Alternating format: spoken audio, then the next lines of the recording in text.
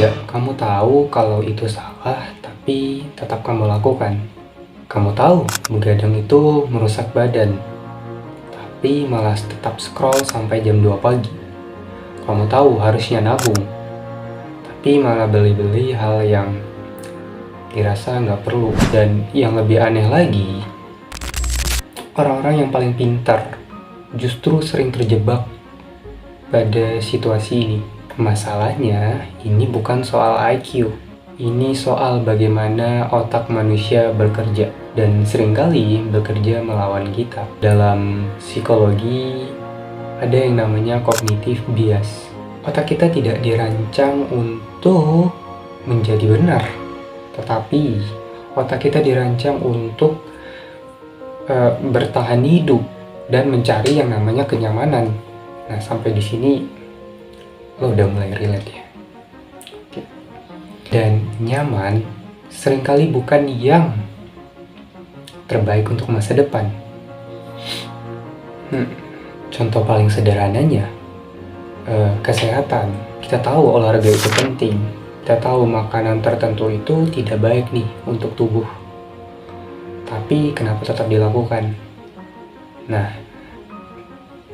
karena otak kita lebih takut pada rasa tidak nyaman hari ini daripada kerusakan yang akan terjadi 5 tahun lagi nih akibat hal-hal kecil, keburukan kecil yang kita lakukan hari ini.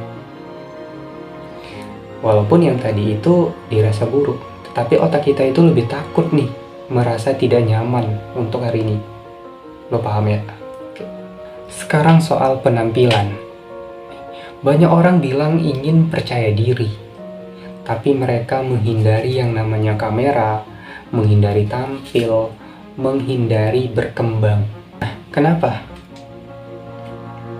Karena otak kita menganggap penolakan sosial lebih berbahaya daripada potensi sukses. Padahal lo pada pengen sukses.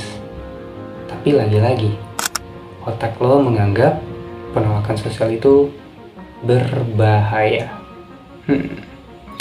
Itu sebabnya banyak orang tetap kecil bukan karena tidak mampu, tapi karena pikirannya melindungi yang namanya mereka dari rasa malu. Sekarang kita masuk ke ruang uang. Kita masuk ke pembahasan tentang uang. Nah, kenapa orang pintar itu sering yang namanya boros? Kenapa orang yang tahu investasi itu tetap menunda? Lo tahu nih, investasi itu baik nih untuk hidup lo di masa depan, untuk jangka panjang, untuk lo mencapai yang namanya kebebasan finansial. Tetapi lo ngapa tetap menunda? Nah, salah satu jawabannya yang lo juga udah tahu, karena otak kita punya bias yang namanya present bias. Kita lebih menghargai yang namanya kesenangan hari ini daripada keuntungan besar di masa depan. Diskon 50.000 hari ini terasa lebih nyata daripada 5 juta 5 tahun lagi. Masalahnya bukan satu keputusan, masalahnya adalah pola. Satu keputusan kecil hari ini kelihatannya nggak berarti, tapi kalau diulang 1000 kali, itu jadi yang namanya karakter. Banyak orang tidak gagal karena bodoh, tetapi mereka gagal karena tidak sadar sedang menyabotase diri sendiri. Ayo, nih siapa nih? Sekarang pertanyaannya, bisa nggak kita melawan ini? Jawabannya ya simple, bisa.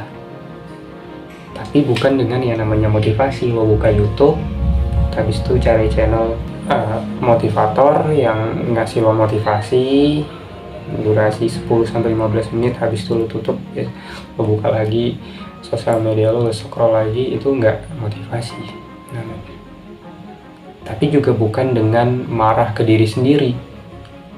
Lo marah ke diri sendiri sampai lo bilang lo ini adalah orang yang gagal, enggak. Tapi dengan yang namanya kesadaran. Sadar bahwa setiap kali lo ingin melakukan sesuatu, lo tahu itu salah. Lo berhenti sebentar, lo tanya ke diri lo sendiri. Ini keputusan otak yang cari nyaman atau keputusan yang bangun lo di masa depan? Maksudnya bangun masa depan lo. Jawabannya apa? Jawabannya adalah lo sendiri yang tahu. Nah, otak kamu itu bukan musuh. Tapi kalau kamu tidak memahami cara kerjanya, otak bisa menjadi sabotase terbesar dalam hidupmu. Psikologi bukan untuk menyalahkan. Psikologi untuk memahami, dan ketika kamu paham, kamu punya kontrol. Kalau kamu merasa video seperti ini menampar tapi menyadarkan, lo bisa subscribe channel ini ya. Karena gue bisa garansi lo di kedepannya gue bakalan sering upload video-video tentang psikologi, tentang yang itu kebanyakan relate untuk anak-anak muda, Gen Z khususnya gue. Ya. Dan mari kita sama-sama upgrade diri kita sendiri, belajar tentang gimana sih psikologi itu bisa mempengaruhi kehidupan lo kedepannya. Dan ketika lo udah nonton sampai di sini, gue pengen tahu lo coba ketik sadar di kolom komentar. Ya, sadar ketika lo udah bisa melawan rasa malas, sadar ketika lo udah bisa melawan ego lo, sadar dengan banyak hal yang mungkin lo pernah lakuin yang itu menyimpang dari norma-norma atau dari suara hati lo sendiri. Sadar. Dan di video-video berikutnya gue bakalan sering bahas tentang psikologi khususnya ya,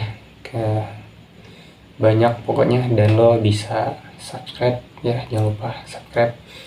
Thank you udah nonton sampai sini, dan ya